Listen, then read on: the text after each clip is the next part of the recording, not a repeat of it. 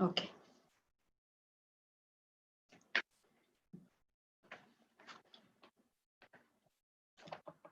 A pleasant evening and a warm welcome to one and all present here. This is Dr. Maheshwari, Head Department of Mathematics.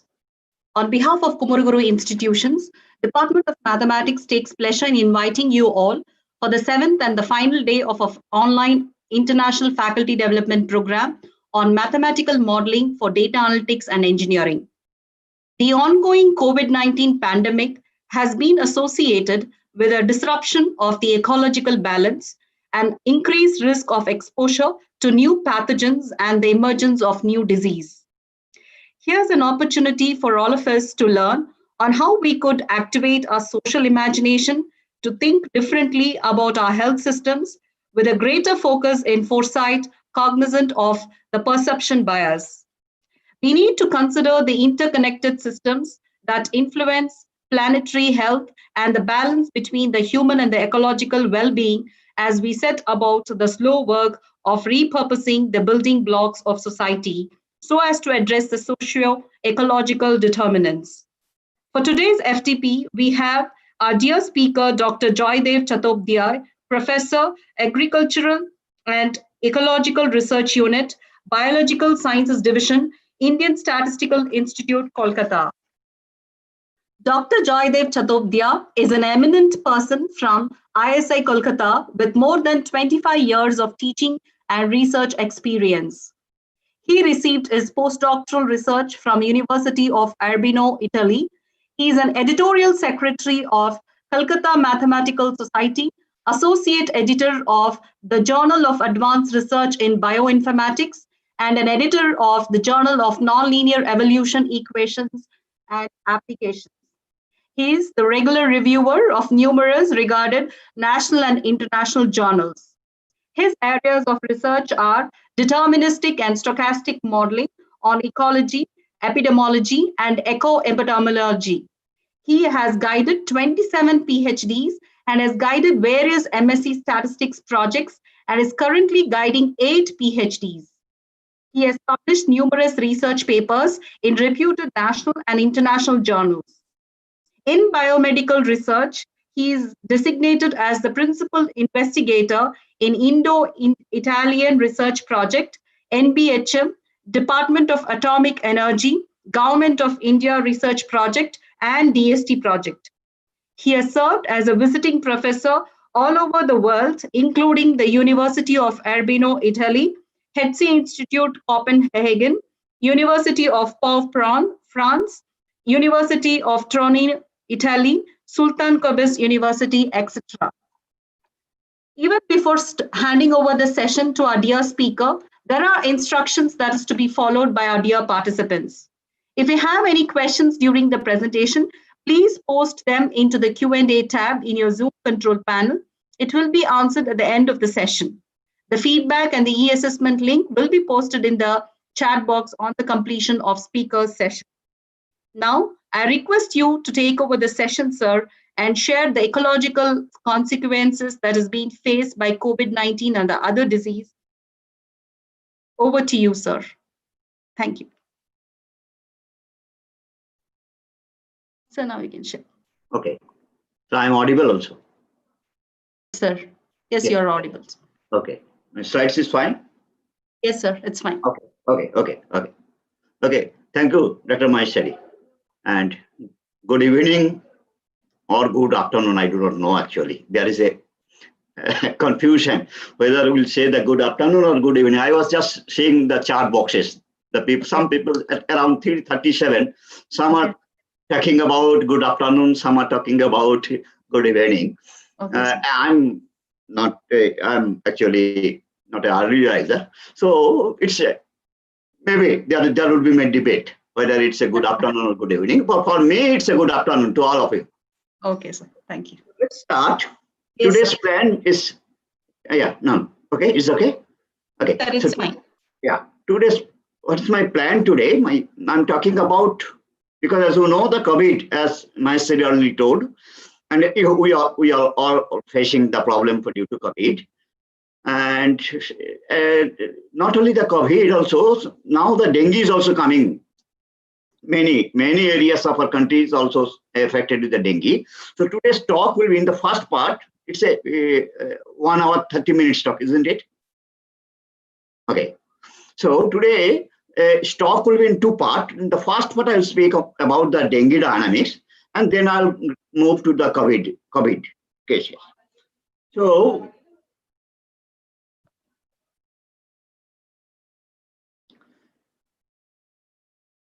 okay. So dengue it's basically a vector-borne diseases, and it's caused by a dengue virus which is transmitted from a Aedes mosquito, and generally there are 4 serotypes viruses are there. We basically call it say Den 1, Den 2, and Den 3, and Den 4. So if we are affected, suppose in Den 1, then in the next time we will be affected by the second serotype, that is the Den 2, and that's the severe one. So everybody knows that there's some symptoms is high fever, headache, muscles, joint pain, rash, etc. And as for COVID and also for dengue, we don't have any specific treatment for these two diseases.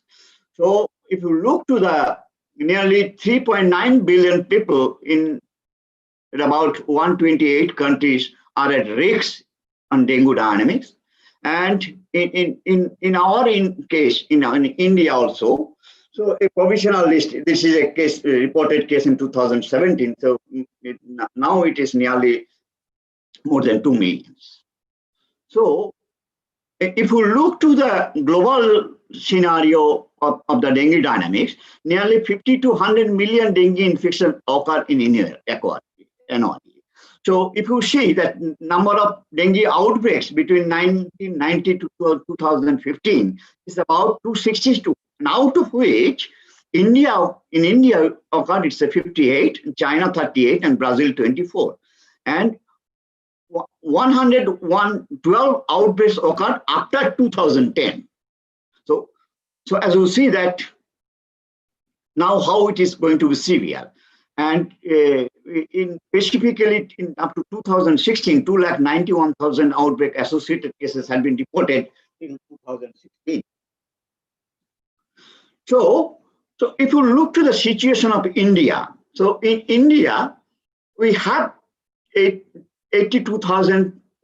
I'm talking about 1998 to 2009. So 82,000 cases occurs, and the incidence rate is 6.34.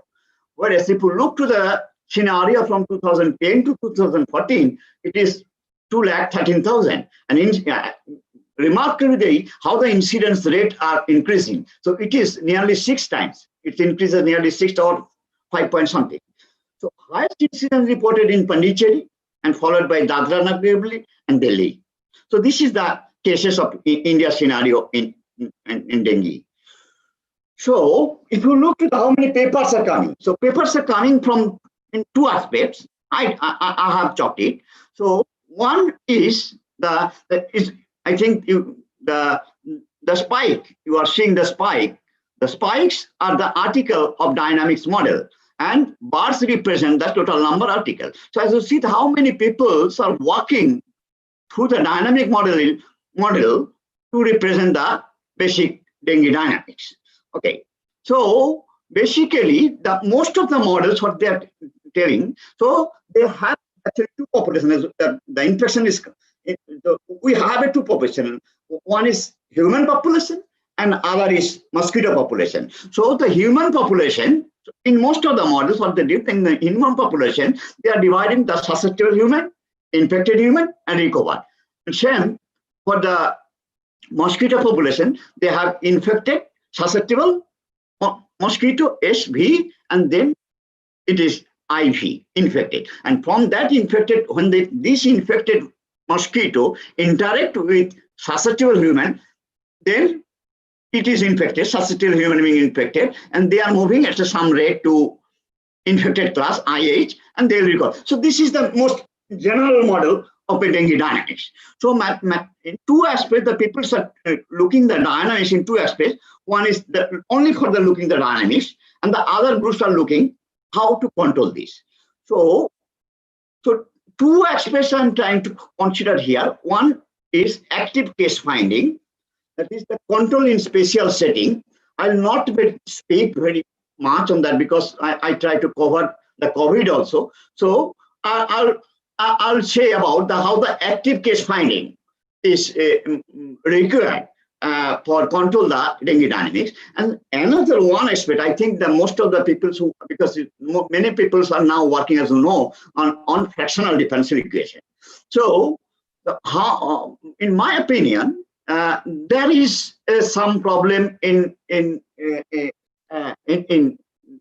ordering. That is the when I'll come very soon. That you have the so you have in your left hand side when most of the people so the dynamics are rating d alpha x dt alpha. So alpha in the alpha order. So how there is a dimension mismatch. Actually, the people so. Basically, if you have an ordinary differential equation, so most of the people, when they are converting this into fractional differential equation, they are just taking as alpha, d alpha x dt alpha. So if you look to the dimension on your left-hand side, and if you look to the dimension on your right-hand side, so there is a mismatch between these two sides. So you cannot proceed with that problem, with that dimension mismatch. So how to overcome, so I'll show you how to overcome this sort of dimension mismatch problem, and I'll take into account a dengue model to show you this factor. So on one part, I'll speak about the fractional differential equation part. Okay, so this is the most interesting one. So this is the active case finding. So basically, this active case finding is more the peoples who are familiar with the tuberculosis.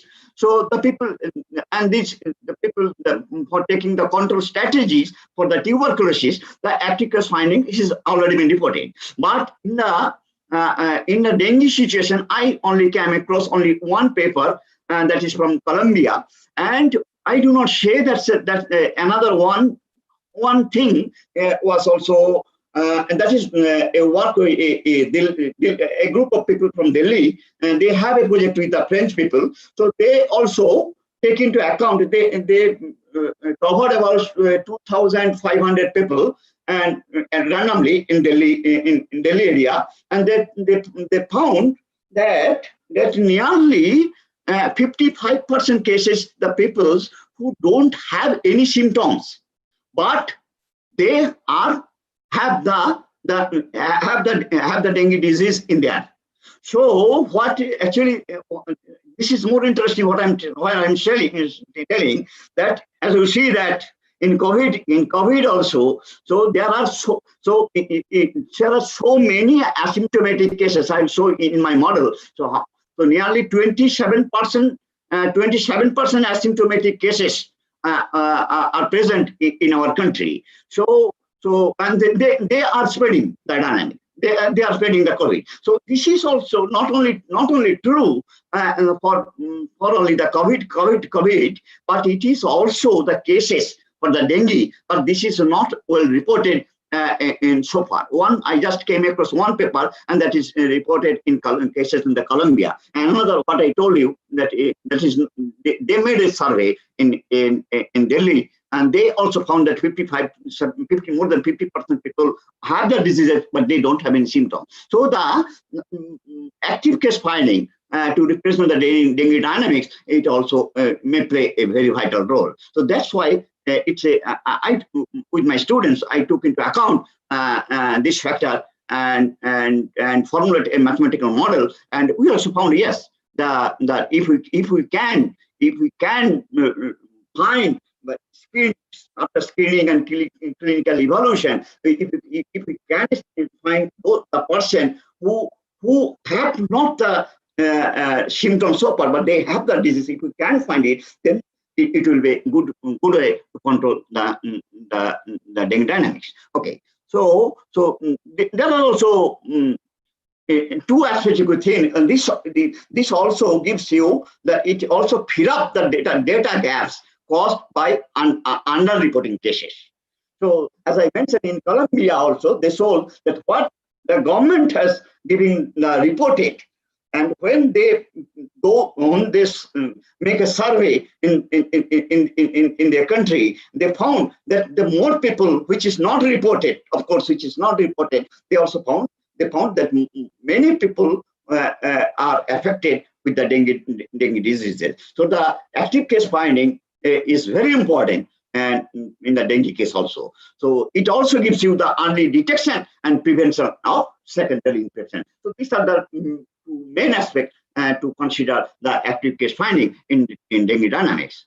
So these are the two reported, one in, as I mentioned, in Colombia, that is published in PLOS Neglected Tropical Disease in 2010, and another one is in Delhi, as I told, the relatively high prevalence of asymptomatic cases to that of symptomatic cases in some regions of Delhi was reported, and that they published in 2016 in Acta Tropica.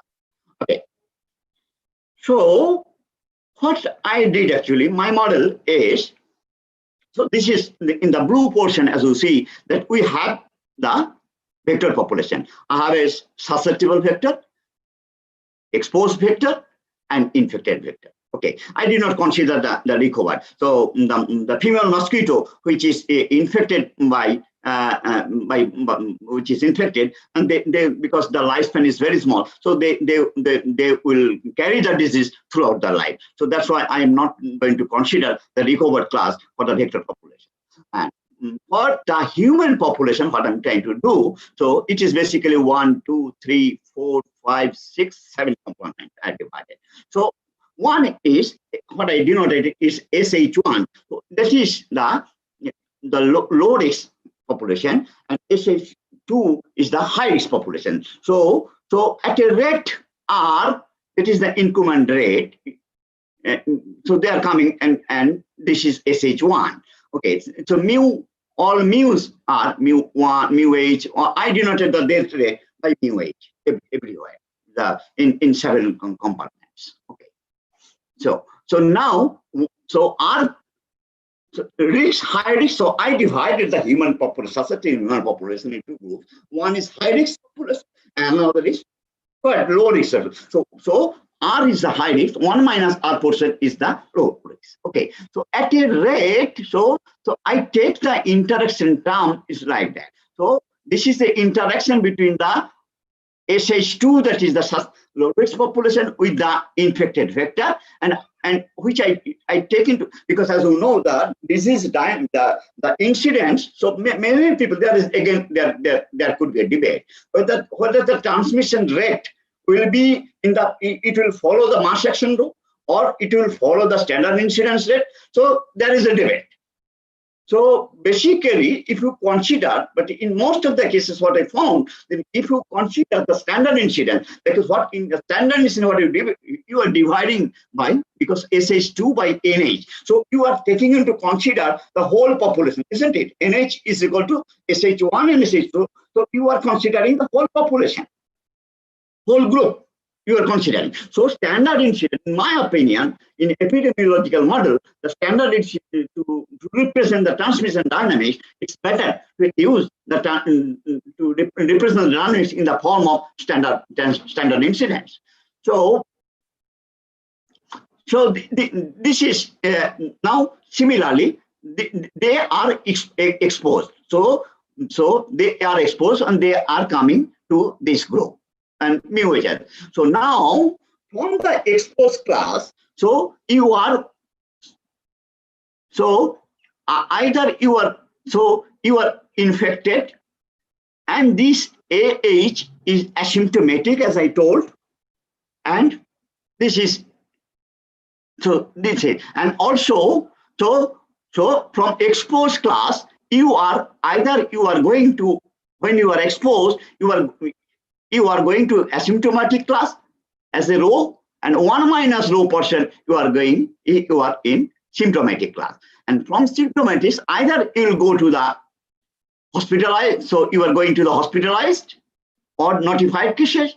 Similarly, from asymptomatic class, you are also at a rate row 1. At a rate row 1, you are moving to a hospitalized case. So these are this row 1 and row 2 are the important factor. So when you are recovered, so so in hospitalized you are getting treatment, so you are recovered and you are joining your recovered class. Similarly, from asymptomatic class, you are recovering at a rate Q1 and you are joining your recovered class. So this is the basic schematic diagram to represent the model dynamics. So based on this schematic diagram, we propose a simple model of so I have a 7-compartment model. As I told, I divided the human population into 7 compartments, and these 3 equations are the representation of the mosquito dynamics. Okay, so and how the mosquito is getting the infection, it's getting interaction. Beta is the transmission rate. So it is getting the infection from the infected class IH, as well as is getting the infection from the asymptomatic human. Okay, so that's why this term is IH plus lambda H over NH. This is a standard incidence. So this term is coming. So they are now exposed. This portion is now exposed, and they are joining this class. And from the exposed class at a rate gamma V, so they are getting infected. So this is the infected vector class. So this is the dynamics of the vector population. Now I have the human population, as I mentioned. So I have a low risk human population, high risk human population, exposed, asymptomatic, symptomatic, and hospitalized or notified cases, and the recovered cases. So basically, with these dynamics, I try to see that, because I think you are looking that I have some, it is the asymptomatic rate is denoted by row 1, and symptomatic rate is denoted by row 2. So I try to see the dynamics under that, because this factor is the new, as I mentioned, that you cannot find any dengue model which have taken into account the active case factor. So my main interest is to have a look that how these 2 factors, which are coming from the asymptomatic and as well as the symptomatic part, that will play a role to represent the dengue dynamics. So this is a published paper. You can see that they published last year. We published in Journal of Theoretical Biology. Okay, so I think in last 6 days you have now. So if you have a differential equation, so I think you have already learned what you have to do. You'll have to find out your equilibria. How we can find the equilibria? We just you take a equal to 0, left hand side equal to 0. So you'll get an algebraic equation. You solve this algebraic equation and you'll get your equilibria. So how many equal? So basically we get a disease-free equilibria of this. So this disease-free equilibria is now what you have to do. Now we will have to do the stability analysis. So what we basically do? So we have an equilibria. We give a small perturbation from your equilibria. So suppose a X star is the equilibria. So we have a new variable. Suppose X is equal to X star plus H.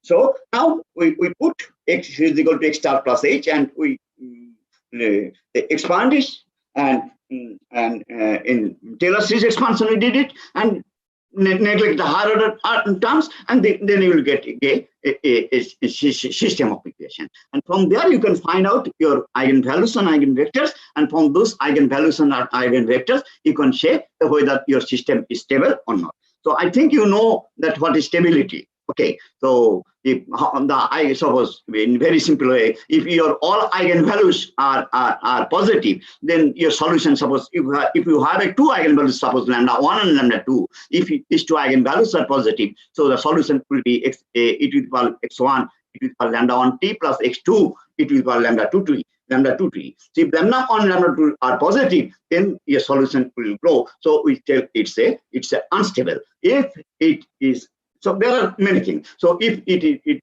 both eigenvalues are negative, then you have a stable. Then there are so one positive, no, one negative, then unstable. We call it a saddle.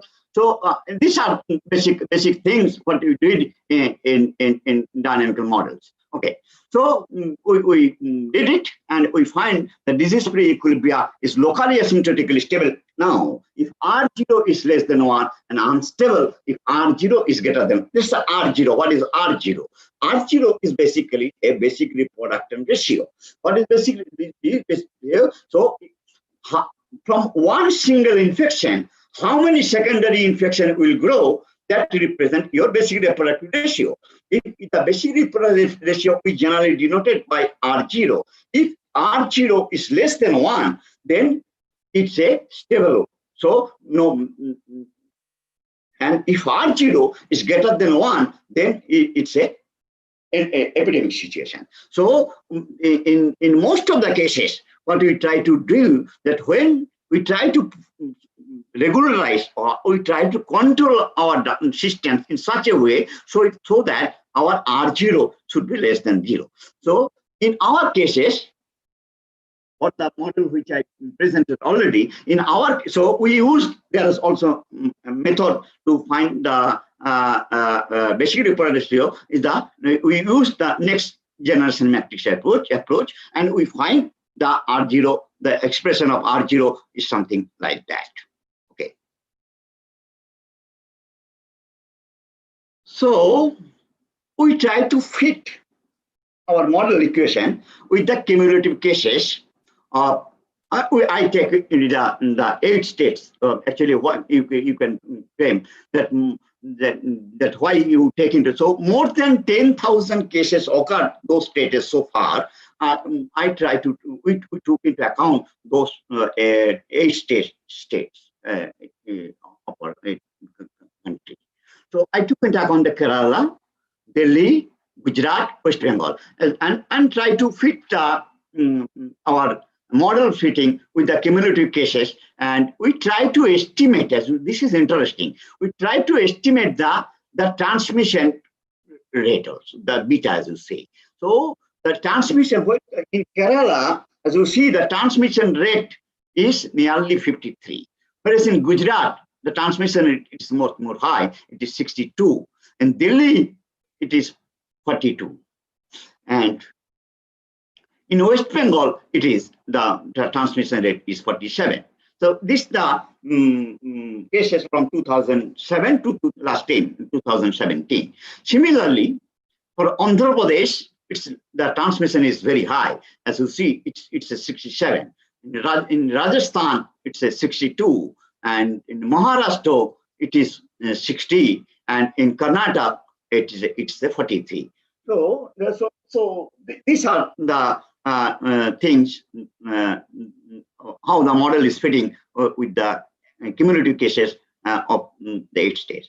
Now, as you see, as I mentioned, the active case finding of symptomatic individuals will have significant effect on dengue cases reduction, while active case finding of asymptomatic humans will avert comparatively less number of dengue cases. So as you see that, so row two is coming from from the symptomatic. If you remember, so 2 factors I told, one is row 1 and row 2. So row 2 is symptomatic. So if you look to the so I just vary. So I took row 1 is equal to 0.2, 0.4, 0.6, and 0.8. So I try to see that how many cases is reduction due to active case finding. So in the pattern is more or less same for all 8 states. So in such cases, as you see, it only reduced nearly 10% or something like that. So if you look to the only the symptomatic cases, so that is not very, it will not give you the clear picture of the dengue dynamics. Whereas if you look to the cases when you are considering the from the asymptomatic cases, that is the low one. In such cases, asymptomatic humans play an important role in the presence of dengue in the community. So it has reduced much more cases of the dengue cases. So more focus, though my claim is that you have to more focus, we shall have to give to find out the active case finding program to identify the asymptomatic individual from the region where the dengue is more prevalent. So this is basically a key finding of our dengue model, which we published in Journal of Theoretical Biology in last year. Okay, so I'm not going to try to give you the detail of in the spatial scale. So what actually the many peoples, of course, actually that as you know that the peoples who are working on spatial dynamics, so they are basically using the metapopulation model. So the two guys, one is the Arino, that is it is a son of my best friend, because the people who are familiar with my work. So I just mentioned one thing that another guy is his father is Joydev. So if you look, the people who are familiar with my work, so I actually merged because the people who are working on ecology, epidemiology. So as you know that ecological modeling was started in the year of 1922. Look to the model of Kolkata. So basically, I say the ecological modeling was started with the hand of Kolkata in 1922. And the peoples who are familiar with the epidemiological model, though some peoples are talking about the Bernoulli's equation, and that is one, 1761.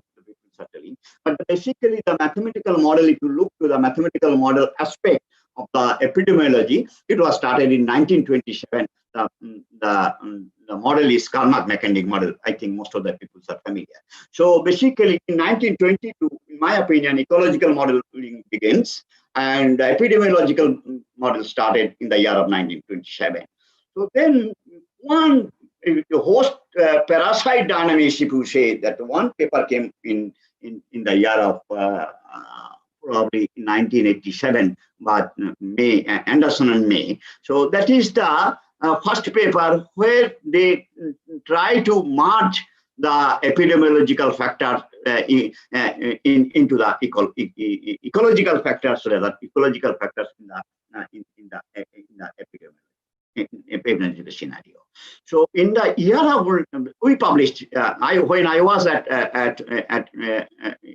Pau, actually, my story already mentioned that I spent a lot of time in University of Pau in France. At the time, I worked with Joydev, and at the time we proposed a model, and we actually if you go to the Google, you can find that the eco-epidemiology. So actually, we coined, myself and Joydev, coined the term the eco-epidemiology. So and the eco-epidemiological model begins with that time in 1999 actually. And if you go to that paper is highly cited. It is, I think, more than 450 already it cost.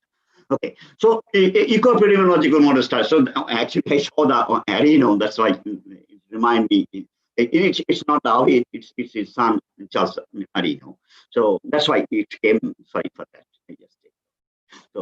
So basically, in the spatial modeling, the people are using the metapopulation model. So I'll not speak very much on that aspect today. So what actually interesting thing is that what I did, I'll not give you the details of that. What I did here, so I took because you know that Kolkata is a prone area of dengue. So in Kolkata, for Kolkata region, I proposed this model for which is more use this model for the Kolkata region. So what I did that we have a 157 wards. And so what I did is that I divided. So I divided into four parts. So what I actually what I actually did. So I use this is the new thing. I use so interaction term. I use a gravity-like function. So when suppose you are in so actually the disease dynamics, the dengue is basically spread. So when the human population, because you know the mosquito population cannot spread more than 1.5 kilometer. Okay, so but the human population are spreading are moving from one part for their service, for their job. They are moving from one in Calcutta, suppose from north to south or south to east. So they are moving. So accordingly, so when the that's why I took into account a gravity-like function to represent the dynamics between the interaction between the susceptible because so susceptible human to the mosquito. So what is basically going? So suppose you are in patch 1. Okay, so you are in patch 1. So you are affected person and you don't have that sort of symptoms. Okay, so you are moving, so you are already affected. So you are moving for your job to patch 2 from south to north, and there is a susceptible mosquito is there. So when that susceptible mosquito, female mosquito, bites you, she gets the infection from you. So you were in patch 1 and you spread the disease in suppose in patch 3. So this is basically the idea what we take into account, and we did it. And this paper is recently published in Journal of Theoretical Biology in 2020. Okay. So I'm not going to. So as I mentioned that I divided into different region. So so whole region, as you see that in Kolkata region is I divided into 4 parts. Okay, depending on the geographical location of 140 onwards, I into 5 regions: west, south, east, north, and central. So some are connected. These are connected to this. These are connected to this. These are connected to this. So this R2 is not connected to R4. R1 is not connected to R3. Okay.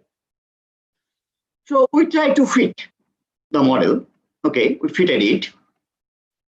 So now I'm not going to explain. So now different sort of, because control aspect. So different sort of intervention. So one is spray, another is treated surface, lethal bit of. Many people are using different sort of spray. Some have the environmental persistence is some are. So as for example, UV spray is 1 day, treated surface is 180 days, and lethal orbit drop is 120 days. So people are using different sort of. So basically, what I do, where the case fraction.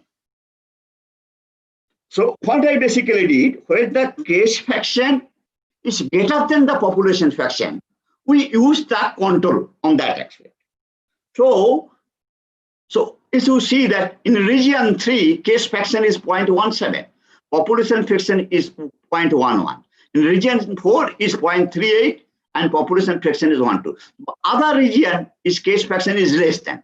So we use the control only 2 region, only region 3 and region 5.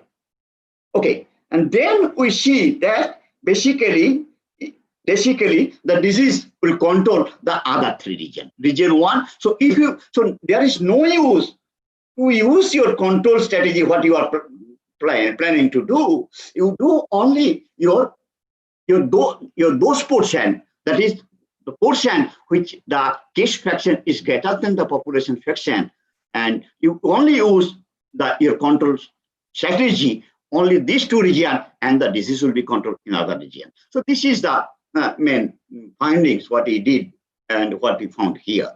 Okay, so I'm not going to. So this is the control strategy in different parts. So if you take into account control of different strategies, because I have a three controls here, C1 plus C2, C2 plus C3, so and C1 plus C3.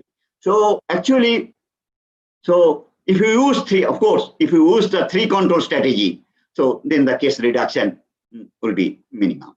So these are the things. Okay. So not going to detail. Okay. So before moving to the COVID, so this is the last part of the dengue. As I already mentioned, the people who are working on fractional differential equation, what's the problem? It's basically a mathematical part of that. What's the problem? So, regarding, so there, I have no doubt that the memory mosquito, there are so many studies and experimental studies. So there are so many studies are already done that the mosquito have the memory, because so many people have did that experiment. So they know where they lay their eggs, and the oviposition will be held. So if there is something mistake when they put their legs in some places, and from the eggs the mosquito did not form, oviposition did not occur in a good way. So the mosquito do not lay their eggs on that particular site.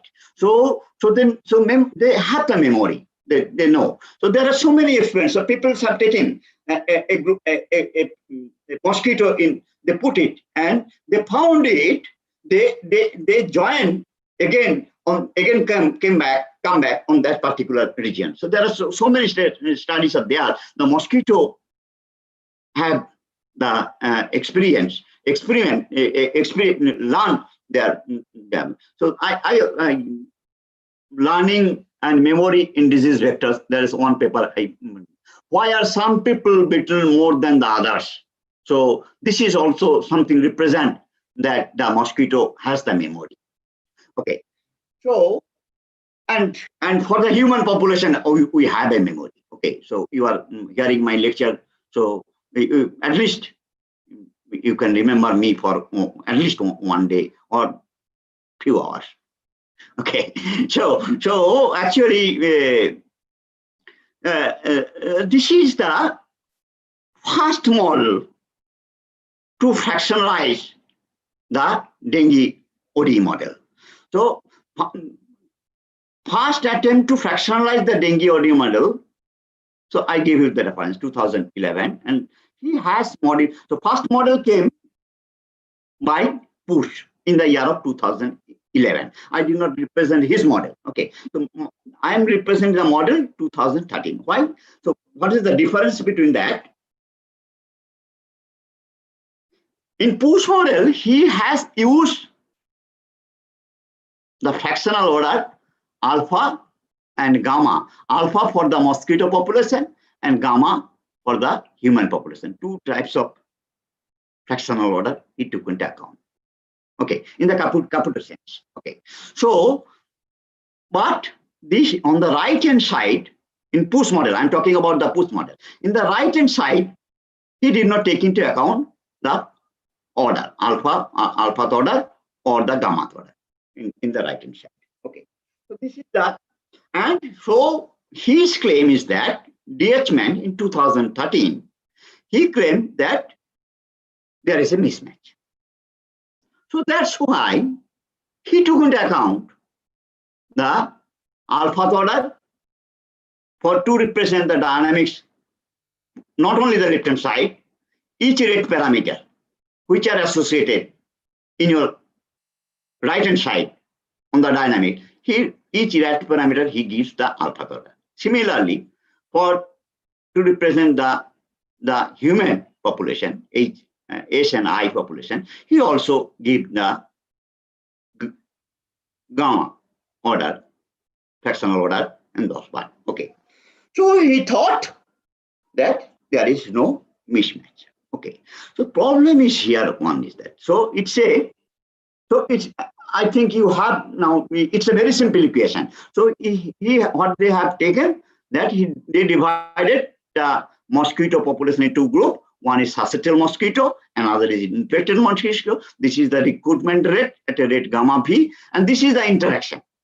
So susceptible mosquito is interacted with the HI, that is the infected mosquito, and they infected human, and they are getting infected. Susceptible mosquito getting infected with when they have interaction with infected human, and they are joining here. So, and this is the death rate.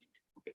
So similarly, this is the recruitment rate of the human population, and the interaction is the infected mosquito with the susceptible human, and this class is the beta is the transmission rate. So this is the class of the infected population, and this is the one is recovery rate and other is death rate. Okay, so this is the basic dynamics, very simple model the Puss considered. And DH-Man in 2013, he took into account that not only he moved not only the right hand side, the fractional order, he gave all the parameters which are associated with your left hand dynamics. Each parameter he has given the fractional order part. So as you see that the movement, so it's a compartment model, isn't it? So you have a human population, you have a mosquito population. So it's a compartment model. You are not only looking for the human population. So you are moving from one compartment to other compartment. You cannot do it. You cannot do it. The compartment model, you cannot do the same thing. You cannot do it. So as as you see that infected human in that model, so it's a time to the power minus gamma, which is interacts this infected human. He interacts with whom? He interacts with a susceptible mosquito, which is order of time to the power minus alpha. And therefore, so you have an infected human. You are interacting with a susceptible mosquito with the order time to the power minus alpha. And then you are getting, produces a newly infected mosquito population, which is a dimension to the power minus alpha. If you see the model, isn't it? So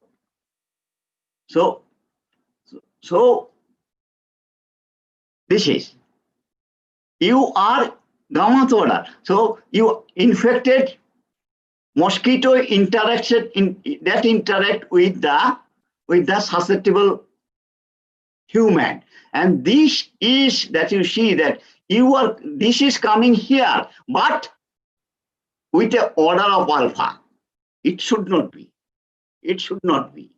So that is the point. And outgoing mass, which is a rate of some functional order, appear as an incoming mass to another compartment as a rate of different fractional order. It's not. That's the problem of the DH-Man model. Okay, so he thought that he has overcome the dimension mismatch, because there is a debate. After published the work of Puss in 2011, the debate started that there is a mismatch, because it's so as you if you look to the Puss model, which is have only the dimension the alpha time to the power minus alpha in your left hand side, and time to the power minus 1 in your right hand side. So that's the mismatch, of course. So he tried, the DH-Man tried to overcome this problem by introducing all the parameters which are associated, all the parameters with that dimension which are associated already in the left hand side. But in the compartment model, as you see that what is the inconsistency. So in the compartment model, you cannot do it.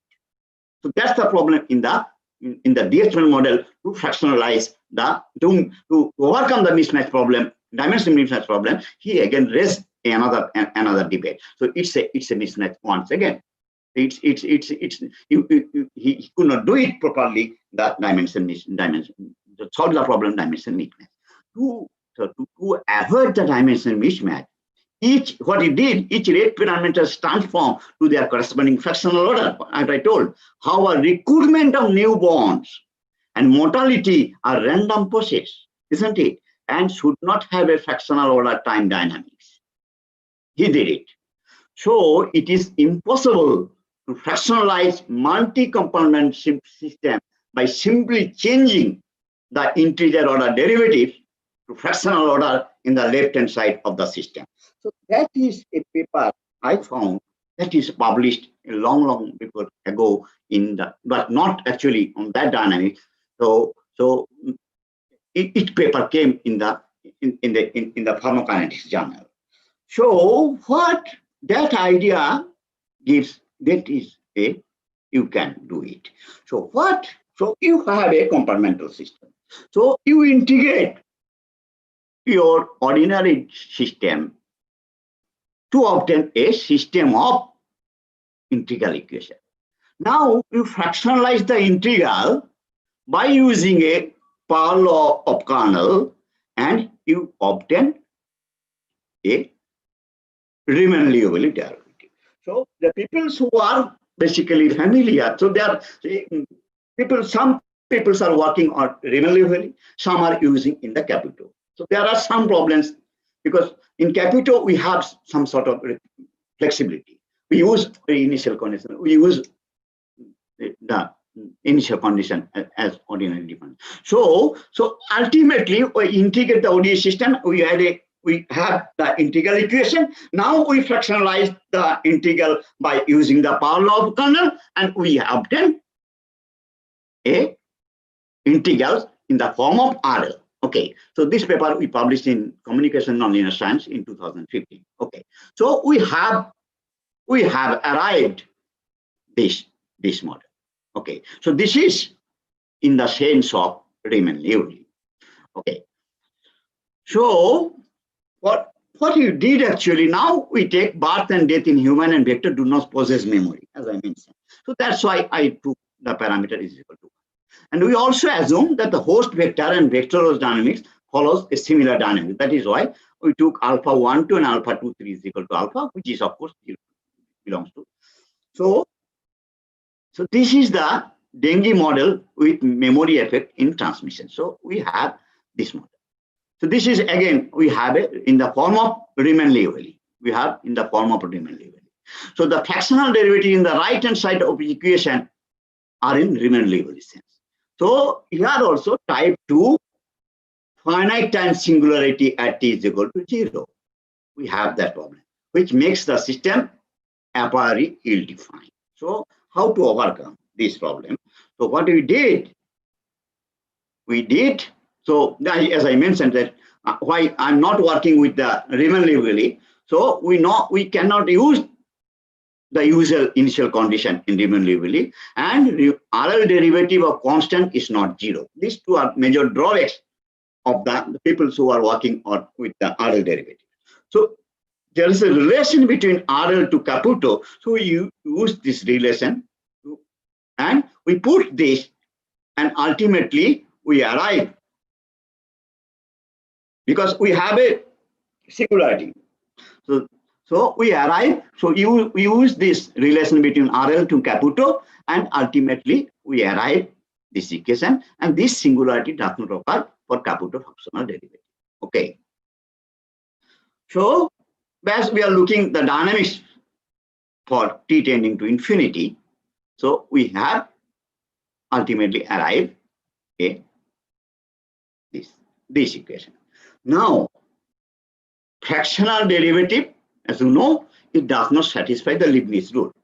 So we cannot infer about the stability of the equilibrium of the system directly from that equation, what I did in our first model. So in this case, it is not possible. So what we did, so we make a transformation. We make this transformation. So we make this transformation, and I have a 4-dimensional equation. So when I use this transformation with my original 4-dimensional equation, I arrived a 8-dimensional equation. I arrived the system is now equivalent to the following fractional order compartmental systems. I have it now. Now we can use. Now we have a disease-free equilibrium. Okay. Now there are some things. One thing you should remember: there is no existing method in the literature for analyzing stability of multi-order fractional component system with the order of functional derivative which being either irrational or complex number. So we assume that our alpha is a rational. So here now you can free and you can use your standard stability theory, and ultimately we find out that where is the bifurcation occur, how the system is locally asymptotically stable. So we have the characteristic equation of that, and we find a relation for which the system is asymptotically stable, and for some alpha star the system may undergo the Hopf bifurcation at any point. So we have. So now you can check it. So if you put alpha is equal to 1 in our model, so you have a classical system. Classical. So in that case, you can easily find out by using variational matrix, you can easily find out your basic reproduction ratio. So as you see, but for when alpha belongs to 0 to 1, so you find your R0, that is the basic reproductive ratio, is in the form of b to the power 2 alpha. So it's a dimension. So we actually know that in the classical epidemiological theory, the basic reproductive ratio is a dimensionless quantity. Okay, as you see here, it's a dimensionless quantity for alpha is equal to 1. But for alpha belongs to for fractional order, it's the basic, we find the basic reproductive ratio is not a dimensionless quantity. It's a dimension of time to the power alpha 1. And it's a memory, we get a memory dependent threshold, that is R0 is proportional to b to the power alpha. This is the rate of fraction here. So it's a depending. So R0 basic reproductive ratio is depend on the memory part, which I represented the alpha order. So for alpha, so analytically, for when alpha is equal to half, we analytically derive the R0. If R0, this is the alpha is equal to half. If R0 is less than R star, then the disease-free equilibrium of the system is locally asymptotically stable. And when R0 is greater than 1, value, this threshold value, the system is unstable. When R is equal to R0 star, then the E0 is stable and the system undergoes the Hopf bifurcation. Okay, we got it. So we for alpha is equal to half, we check it because we have the expression for characteristic equation for nth order, and we check it. So most interesting thing is here. What is the interesting thing is here? So as I mentioned before, that if R0 is less than 1, you are in disease.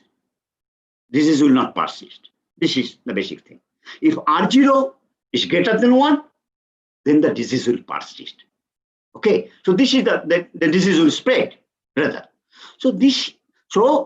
But here in this case, when you are looking for a fractional model of that particular dengue dynamics, we found that there is a portion. This portion, as you see, this is the boundary line R0 equal to 1. So this is it is R0 less than 1, and this portion is R0 greater than 1. So this is the separative. So as you see, this is portion where Hopf bifurcation occurs. This portion, red portion, and the green portion is a stable. So this is, as you see, you are here. This is the R0 equal to 1. So you are R0 less than 1. So you are in the Hopf region. So here the disease persists, although you are below the R0 equal to 1 line. Similarly, so the epidemiologist or the health worker maybe misguided, because they found that R0 less than 1, in ordinary differential equation cases, R0 less than 1, then the disease will not persist. But here we see that even if R0 less than 1, you are in off region. Similarly, this portion is, some portion is here, you are in R0 greater than 1. So even if when you think that you are in safe region, there are some region you find it that the R0 greater than 1 and the disease may persist. So these are the, it is the different from classical R0. Okay. So I'll complete my first part. So in the first part, I talked about the control strategy, but the study of control dynamics under memory related factors are less and demands in-depth research. So that's why we take into account the memory part. The order of fractional derivation. So debate is there that the physical significance of the fractional differential equation is a debatable issue. Still an open question. I do not know. We require a novel method of that. So now, sorry, just a minute.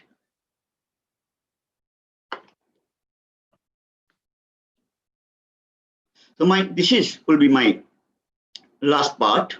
That is, as I mentioned, that I try to focus on COVID. So you can look. This paper still at an archive, and the portion which I am going to present here, you can say that more than 50% will come from. You can look this paper. You can get 50% of my lecture will come from this paper, and another 50% I have one paper day before yesterday.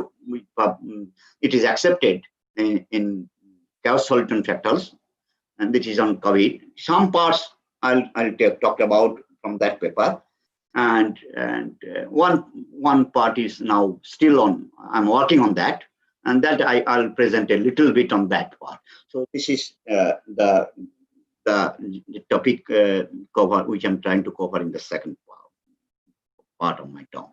So I'll give you, as I think that some people, I do not know actually, I did not see the all the research persons in which aspect they spoke. So maybe some people already spoke about the COVID. So that's why I'll give you a very brief description of the COVID outbreak. I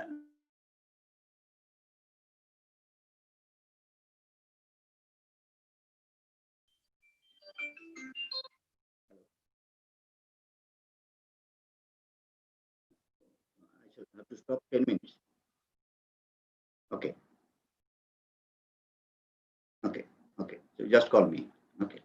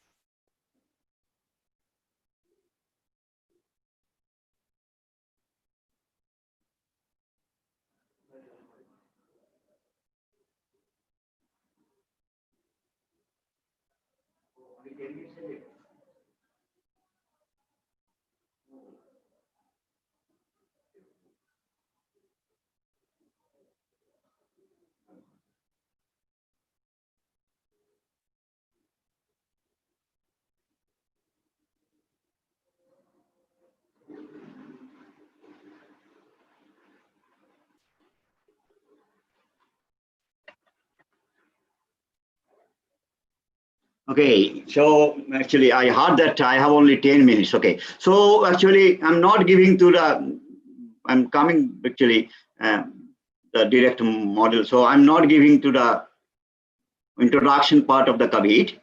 So everybody knows that, and these are the global scenario. These are the Indian scenario. Day by day, it's now increasing. And my model is basically is a 7-component model. So I have a susceptible human, that is the exposed, and from the exposed population you have a asymptomatic or infected population. We have the asymptomatic population which are denoted by IA, and these are quantile. From exposed to 3-component, and from I class you are joining to the hospitalized at a rate, and similarly when you are in quarantine class you also join at a rate QP, the hospitalized class, and from asymptomatic when you recover you are joining to your recovered class. Similarly from your age, that is who are hospitalized, they will recover, and from the quarantine people who have they either join when they have the symptoms, they will join the hospitalized class, and they will have to join the recovered. So based on this scenario, we propose a very simple model.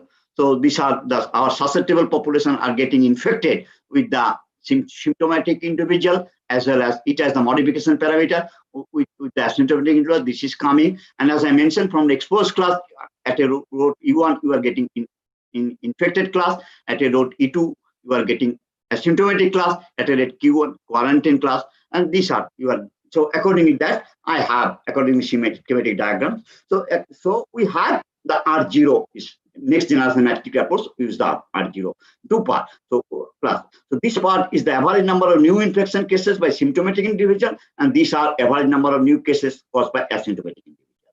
So we get, so ultimately I do not give you the details of that, I don't have the time. So we try to fit this on model equation, and we try to fit the sum of square function, minimize the sum. Our square function is that, and we have estimated beta is a rate. And as you see, how 52% are coming from the symptomatic individual, and 27% are coming. The infection is coming from your asymptomatic individual. Okay, so we also estimate from, as you know, that the basic reproductive ratio, we estimate the initial growth phase. So you use this exponential form, and ultimately we get our R0 is something like that. This is the from initial phase. So we try to, so this is the force of infection. So ultimately we estimate by linear regression model, and we estimate that the force of infection is 0.20 and R0 is 4.1. Our data set is only before the lockdown, as I say. So we have R0 before the lockdown state, we have R0 greater than 4. That is, the disease is, if R0 much greater than 1. So disease will spread. We also estimate the effective reproduction number. This is it provides the information about the severity of the disease. So we find there is no disease on 6th day, the 6th day, 2nd March, that is the 6th March, and also the most highest disease is coming on 23rd March. So that's why the government has taken the decision of the lockdown. So we have this estimated days. So now what he actually did, so we also find the doubling time. So doubling time is how the required time to double the number of cases. When we found that the doubling time is represented by T2 is equal to force of infection. So in our case, the doubling time is 3.32. That is the during 2nd March to 24th March. This indicates it is necessary to apply some preventive measure, else the disease will say. So ultimately, what actually did, so you'll have to reduce your transmission rate beta. So we do one is time. We take the time period from 2nd March to 27 March, 7-month period, where K is, and intervention start. Our intervention start on 25th March 2020. So we take into account one is K is fixed. That is and another one is K is varied. So we found that if we do not take any sort of intervention, the maximum case will be 26.36 million. So we have 0.2, 0.4. So as we intervention, if we increase your intervention strategy, so the cases will reduce. So to have the minimum number of cases, your effort will be more than 0.75. So projected cases we projected the cases. So now, as you see that, in my opinion, now the case is 0.45. So intervention control is going to be now 0.45. Now the government. So now so we also take into account different time windows. So k equal to 0, k equal to 0.9, k equal to 0.7. So as you see that if you remove your lockdown, so suppose in May, then the cases will go up.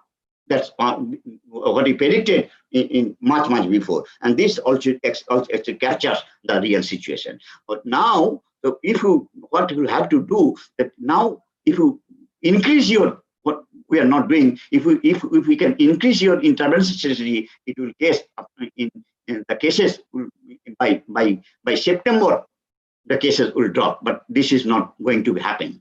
So where we are actually, is removal of lockdown a good decision? Are we really ready to fight COVID-19? Social security, emotional being, where we are. So that's why if you look the other countries, so as for example, Spain, so they had the peak here. So they took nearly 45 days after getting the peak. They have removed their lockdown after 45 days. Similarly, for Italy, they have removed the lockdown nearly after 32 days. For Germany also, getting peak here, and they removed their lockdown here. So as you see that other countries, they remove their lockdown when they have the peak. But in our country, we don't. As you see that after the phase 4, the cases are arising day by day. So as I don't have the time, so I also found it that how the doubling time increases, and that I also projected. So for for different states, I projected that how the doubling time increases, how the cases are reducing, how the recovered case, how many the days. So these are the things. So as I mentioned, so we propose. I am not giving the model equation. We propose a stochastic differential equation model, and from there we projected the new cases up to till 15 July. As you see that today is, I think, 7th. Today is 6th or 7th. So you see that today we do have maybe 22,000 cases maybe today. So projected number of new cases in India is up to 25th July. We projected. What he did, the epidemic curve is yet to reach its peak in India. We have not yet reached. So our projections say that it may reach to the peak at the end of July. The exact date may be on 28th July.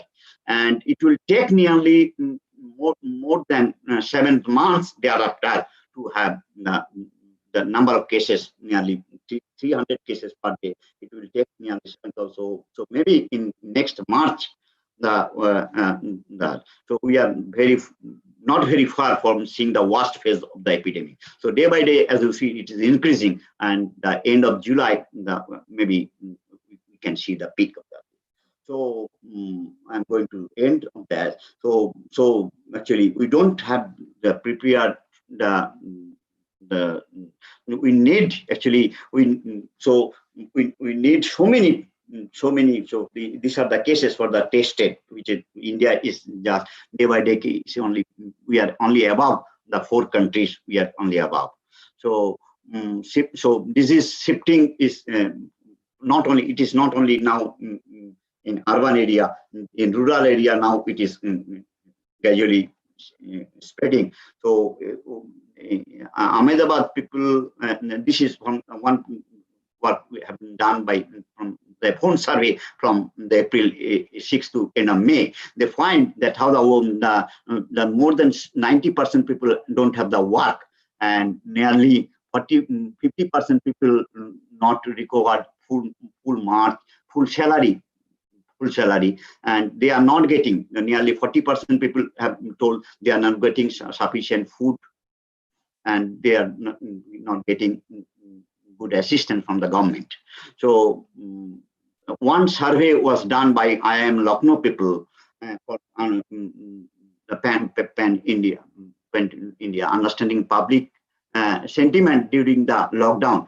They conducted a survey, and they said that the more than this is the women, 90%, more than 92% women are, and 82%, 88% people are men are financial stress, and these are the health status, and these are the depression of how many people are depressed due to lockdown, and these are the anxious or nervousness, and these are the people's more, the 43% women are unable to sleep, and nearly 38% men are unable to sleep.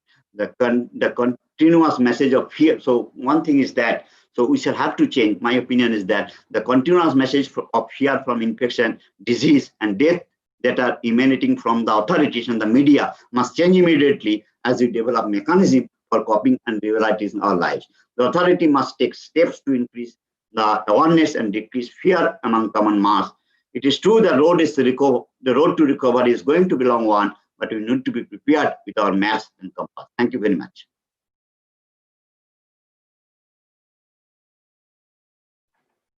Thank you so much, sir, for your valuable session. And I'm so sorry that due to our time constraint, I had asked you to just move on fast. I'm so sorry about it. And I believe that the participants had a very good, thorough insight of whatever you have spoken. And they have gained a lot of knowledge. And I see the feedbacks coming in a very positive manner. So thank you so much, sir. This was the need of the hour session, whether you spoke on dengue or COVID-19. These are some of the greatest disease that we are challenging in today's world. And on behalf of Kumuruguru Institutions, I thank you once again, sir, for spending your time and sharing the current research topic on mathematical modeling for dengue and COVID-19 with all the participants. And I believe that all the participants also have got a very thorough insight of the information that has been provided by you, sir, with respect to the mathematical modeling for all the epidemiological diseases. And sir, shall we go on for some of the questions that the participants have asked? Apart from the vaccination, what are the best routes for the new drug discovery research against the druggable targets of dengue virus? What are the best routes for new drug discovery? Yeah. I'm not sure. Actually, in dengue, still we don't have any drug. Similarly, the many people, as you know, as you see, that many yesterday the ICMR also told that new vaccine will come very soon. But I'm a little bit doubt about that, because to have a vaccine to come very quickly, it's in my opinion, I think it will not come very soon. Okay. So one more question, sir. How can we find basic reproduction number for fractional order compartmental model system? Yeah. So again, you can, as I mentioned, because if you can, because the most of the people, I think the participants have already learned that what are the problems to work with the fractional differential equation. So you'll have to, first of all, you have to mismatch. And then, as I saw that after, so I worked with the 4 dimension, isn't it? Then using the transformation, I have a 8 dimension. And then, as I mentioned, that if you use that in computer sense, what I did, then you can use the next generation matrix approach, what I did in the ordinary differential equation. Because as soon as you remove that part, you can use, as usual, the next generation matrix approach also. Okay. And sir, one more. What other interventions exist for COVID-19 control? So it's a social distancing only, because as I mentioned that more than 27%, as you see that why suddenly so if you look to the phase up to phase 4, and then I gave one projection, and then there is a sudden jump. Why? So there are, as I mentioned, we estimated nearly 27% people are in asymptomatic. So as soon as that, when you remove the lockdown people, those people have came out, and they have the symptoms already in there, and they spread this. So again, so now the in many places there is no lockdown, isn't it? So from that asymptomatic people, the disease are spreading day by day. So what you'll have to do, that you'll have to use your masks. One thing, you'll have to you have to maintain your social distancing and hand wash. That's the only way you'll have to do. Otherwise, what? Sure, sir. Thank you so much, sir, once again. And I believe that all the participants must have got their answers for all the questions that they've asked for. And sir, Yes. we also we also thank for all the time that has been spent in answering each of the questions. Once again, I thank you, sir, for your presentation. Okay. And I believe that yes, sir. Please tell from your side, sir. Yes. Yeah, I also request the participant, if they have any problem, because I think you can share my email address and everything. Okay, so if they need, they can talk to me over phone. I don't have any problem. Okay. Sure, sir. So I believe that all the participants are greatly benefited by sir's lecture. Initially, we just had some technical issues, but later on, I think all of us enjoyed thoroughly with sir's session. Thank you once again, sir, for accepting our invitation and coming this long and giving your sessions, valuable sessions. So thank you, sir. Thank you so much. Okay. And thank you. yes, sir, anything that you would like to tell from your side, sir, that you would like to share to us? No, it's okay. It's okay. And as I mentioned, that if anybody wants to know anything or okay. They are welcome. Okay, thank you, sir. Okay, thank you very much. Thank you, sir. Thank you. And participants, I think all these 7 days, you people had really had a very good FDP. That is what I believe in. And I believe that all the resource persons had given a very good talk on most of the things were on mathematical modeling with respect to COVID-19. And as far as the certificates are concerned, those who have filled up all the e-assessment link for all the 7 days will definitely get your certificates, but it will take another week's time. So just hold on, and we shall be giving you the certificates in a week's time. And thank you, participants, for patiently hearing us. And I believe that you must have also gained a lot of knowledge from all the best resource persons, whichever was possible from our side. We brought it.